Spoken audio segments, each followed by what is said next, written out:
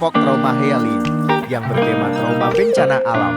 Nama anggota 1. Putri Farihatun Mayangsari 79 2. Irtifah 85 3. Muhammad Alfimar 85 4. Nawalia Jaija 88 5. Lilis Miranda 90 Jadi 6. Siswanto kedatangan kami 104 ini untuk melakukan wawancara dan observasi kejenengan untuk memenuhi tugas trauma healing. Jadi kedatangan kami di sini kan kemarin sempat ada bencana banjir waktu besar-besar. Panjenengan itu pasti kan ada merasakan gimana waktu pas ada kejadian banjir tersebut.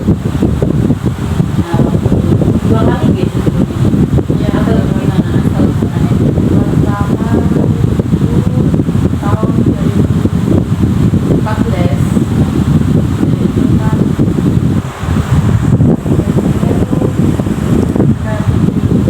susulan nggak ada itu loh, nggak ada biasanya kan pengumuman gitu kan. Nah, itu nggak ada pengumuman tuh, cuma nggak ada pengumuman malah, soalnya ada air datang itu di malam sekitar tinggi-tingginya itu sekitar pertama itu maghrib itu air masih belum ada ya, masih di belakang rumah. Nggak ada pikiran kan sampai itu 2014 ya, nggak ada pikiran sampai masuk ke rumah kan, soalnya sore kan masih aman loh di belakang rumah, nggak sampai masuk rumah. Dan waktu berisya sekitar jam 8 tiba-tiba air udah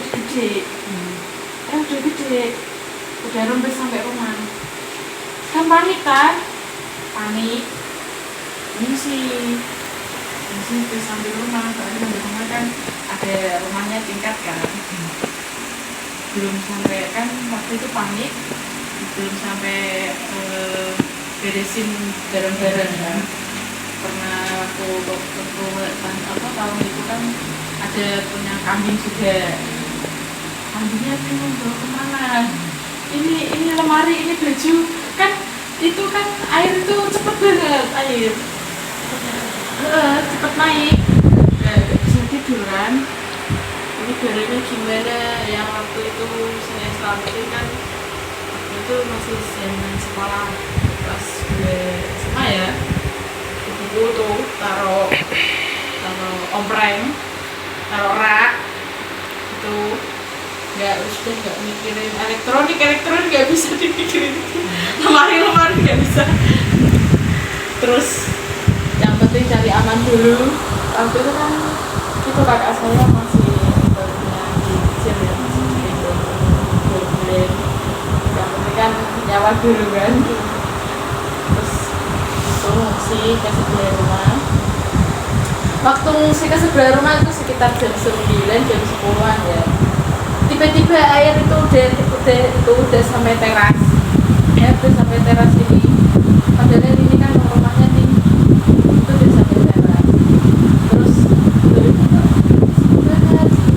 naik kan ke atas tingkatnya. Ini rumah sebelah sama saya kan rumahnya tingkat kan. Dan naik ke atas tingkat. Kan banyak pengumuman loh. Ayo mesti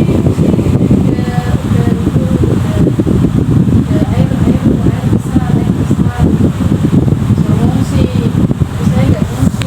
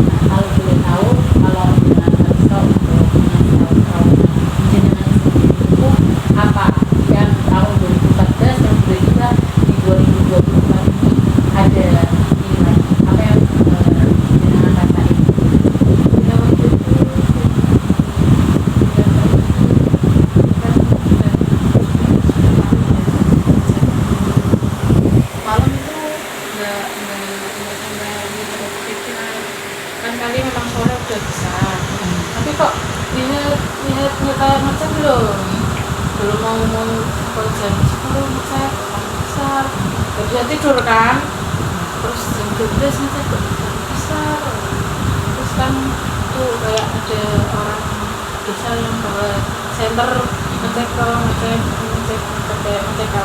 kali itu, terus orang rame kampung pada keluar gitu, airnya tambah besar, aja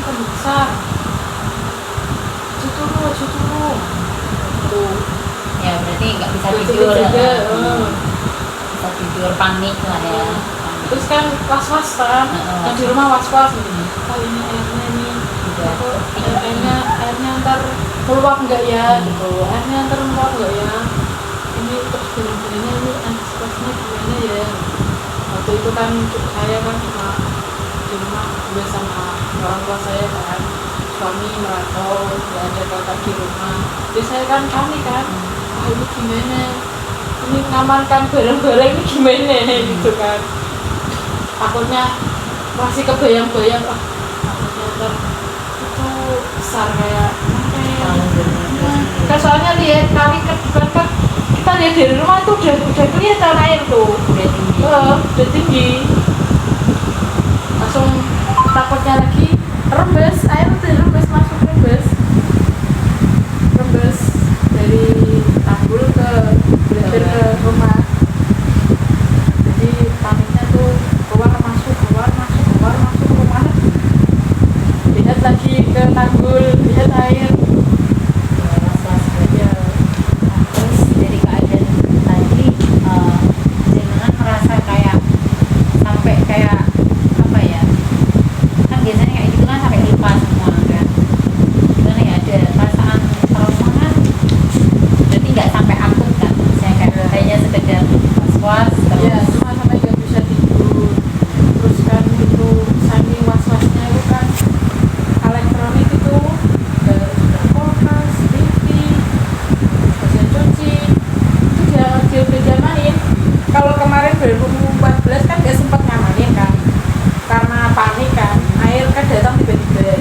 Nah ini kan di depan kan masih bisa dikontrol kan, ada yang letak, ada yang jebrol, enggak nanti warga desa kan juga ngerasain kan kayak gitu, takutnya kemarin kejadian lagi. Ini elektronik saya sudah diamanin, elektronik sudah diatasin semua, diamanin, baju sudah dimasukin semua, barang-barang berharga sudah disimpan. Itu udah dipersiapkan. Iya, dari persiapan. Takutnya kan kayak kemarin, malah lebih gede, takutnya kan gitu. Iya. Soalnya air dari belakang itu udah masuk, air dari belakang itu udah agak besar, cuma nggak sampai masuk rumah, nggak sampai masuk dapur. Kali ini juga yang biasa kandang ayam itu udah makan air, ada kambing